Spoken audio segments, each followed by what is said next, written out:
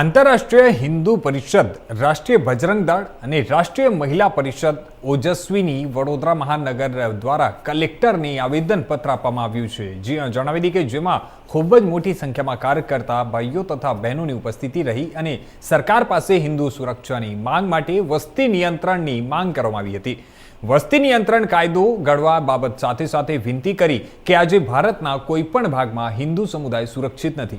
દરેક હિન્દુ તહેવાર પર, કાર્યક્રમો પર, સરઘસો પર દેશના કોઈને કોઈ ભાગમાં કે દેશના કોઈ શહેરમાં હુમલાઓ થાય છે. ત્યારે તાજેતરમાં બંગાળના મુર્શિદાબાદ જિલ્લામાં રમખાણો થયા હતા અને જેમાં હિન્દુઓની હત્યા કરવામાં આવી હતી.